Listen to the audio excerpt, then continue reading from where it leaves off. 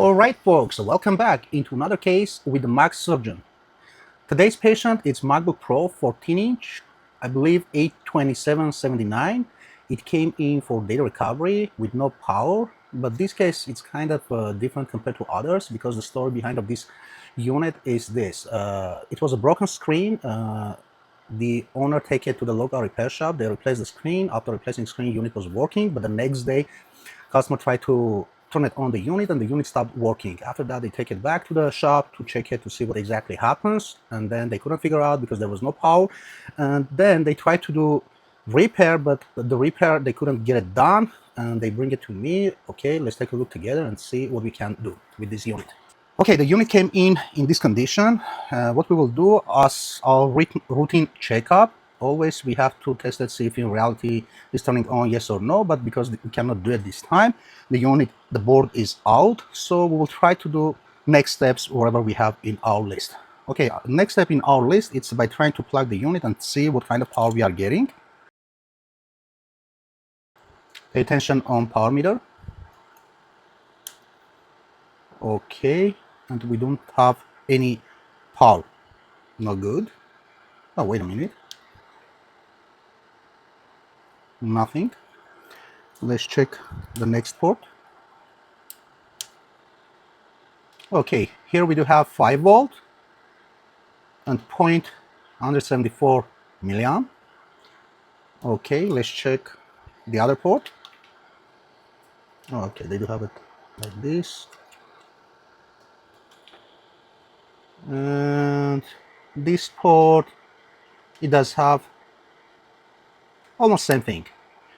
Now, either we have problem with this USB-C controller or something different.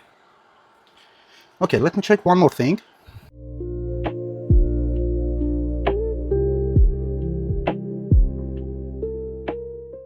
Okay, after double checking, I found out all the ports does have exact same readings. What is our next step? As I mentioned in my other videos, I always was telling, in case if you have any Apple device, what is your steps before you open any schematic or any board view to find out from where is coming the power, where it goes. There's a few things which is always you have to know. 99% of the cases, we have to check it, all our main power rails. The all main power rails, these are running through these coils, inductors. Everything goes through these lines. Now I'm trying to check it, see if we do have a main power rail, yes or no, or is missing. Our main power rail, we can check it on this fuse. Let's check it, pay attention, a multimeter on a volt mode. Okay, we do have a 12 volt. Next power rail, which is I will check it, that's again always present. That's a 3.8 volt power rail. Okay, we do have also this one. Next, I'll try to check. This is the 5 volt rail, I believe. We do have it. This is this power rail. It's the one which is powering our non-chip, the storage chips. It should be 2.5. Okay, this one is missing. This is next missing. Okay, we do have. Next step, what I will try to do, I'll try to check one more power rail. I believe this will be a DIY friendly case, but let me first check it. Or actually, let's check it from here. Let's see if we have our 1.2 volt rail and 1.8 volt rail.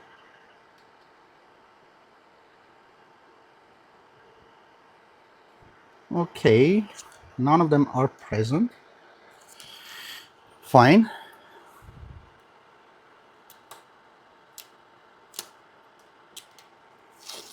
This one is our next main important chip. This is our main power management control unit, which is called Master PMIU.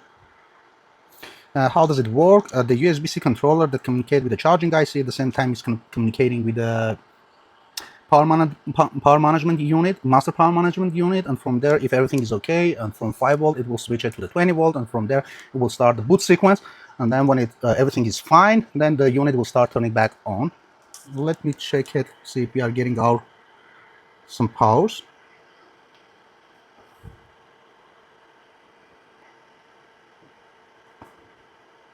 Here we are, we do have our 1.2 volt, this should be 1.8, we do have, and this should be 0.8.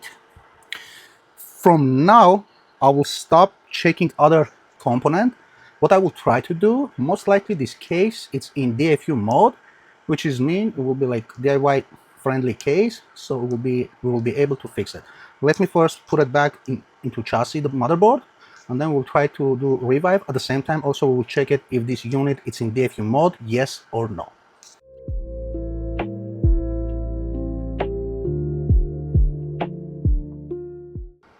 Okay, now I'm trying just to assemble back, putting back the USB-C port. At the same time, I wanted to check also the other port by removing out and check it, because on time when I was checking, this port was kind of strange for me. Sometimes it was giving power, sometimes it was not giving power.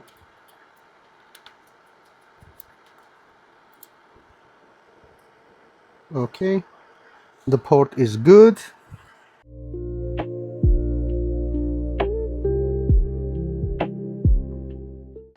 Let's put it back.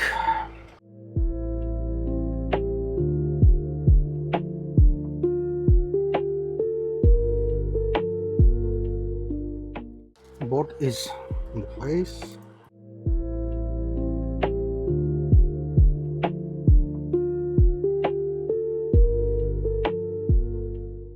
Okay, the motherboard it's inside the case, but there's one more thing which is I like to share with you, so you will know for the future in case if someone need any, or if someone will try do by himself board replacement or any other type of job. The question is about the battery, because this unit it came like this. How they disconnect the battery, the way how they disconnect it, it's wrong. Just I like to show you what is the proper way to disconnect the battery. Okay, as you can see here, they disconnected the battery from this side.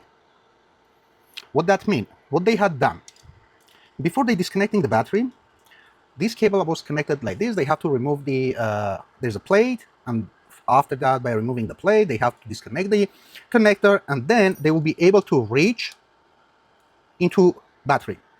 This is a very wrong. Why? Because always this cable when it's connected, this flex cable when it's connected, always there's a power. And that means there will be also power here. On time when you are trying to pop out this connector, or if you accidentally you will touch something, it's possible you will short it and burn it.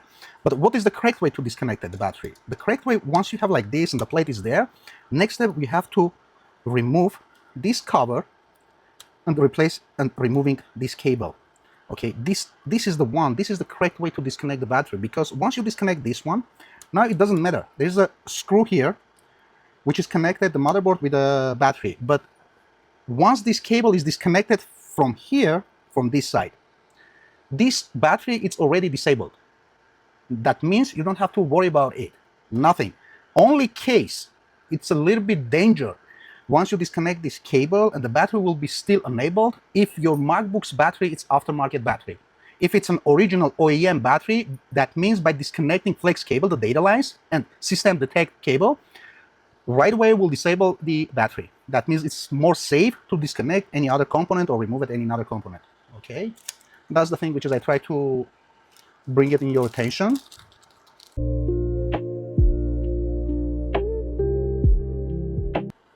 Okay, now like this, it's still the unit, the battery is disabled. You see here, this cable is disconnected. This flex cable, the one which is goes from the motherboard to the battery, is disconnected, which is mean this battery is disabled. There's no power on the end where is the connector. Once I plug it, this battery still will not be active. In order to be activated, I have to energize the laptop. Once I give a power to the laptop, at that moment, this unit will start turning back on normal from the battery. But let's first plug it back.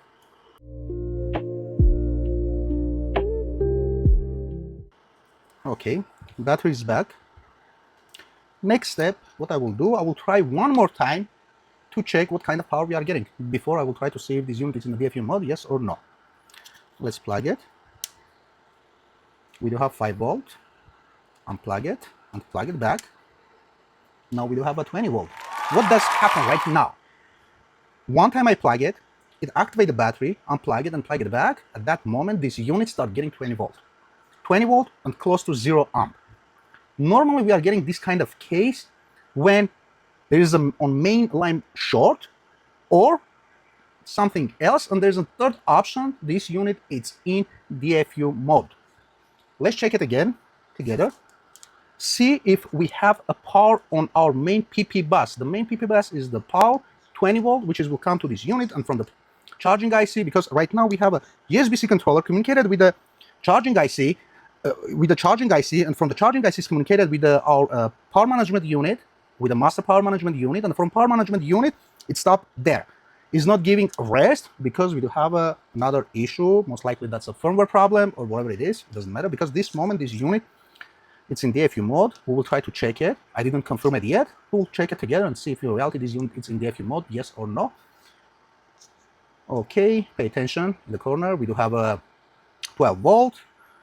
Next port, we have again 20 volt. Third port, we do have a 20 volt. This is good sign. Looks like this is also an easy case.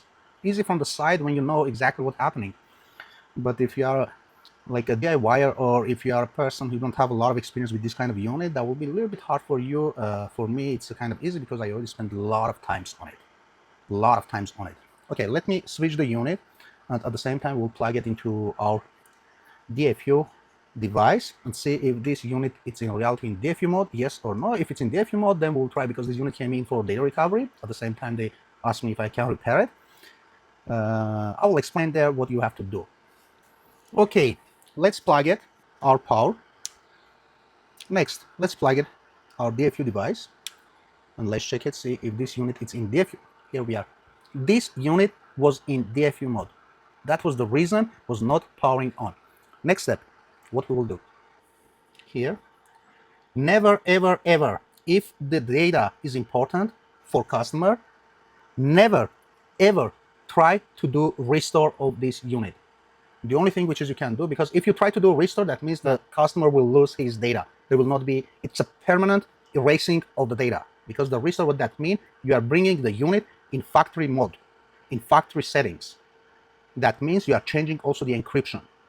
That's why never try to restore the unit in case if customer need the data. Always, if you don't have any other choice, or if there's no any other option to fix it, give it to someone else to try to see if he can do it. But if customer agree to restore it, that means erase it, then go ahead and do it. There's no problem. Even that's much more easier for you, because if there's some type of error code, it will help you on your time to not waste too much time on your diagnostic. Okay, next step, we will go in advance. And from the advance, we will choose a revive device. Let's see if this device will revive or not.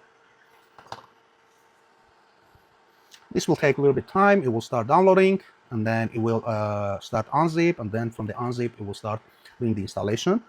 Let me bring also our patient on the screen. Okay, this process, it's a time-consuming process. It will be taking a little bit of time. It depends. From some cases, if there's a new version of the OS, that means it will take like half an hour, 20 minutes. It depends from the case to case. It depends also from your internet speed, how long it will take to download it. But once you download it, it will be like in 5 minutes, in 2 minutes, you will be able to do the revive. Okay, now it starts the process of unzipping.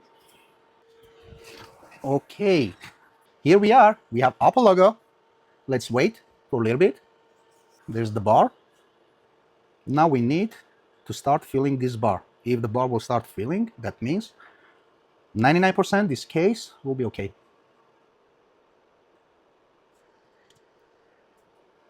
Here, that's all.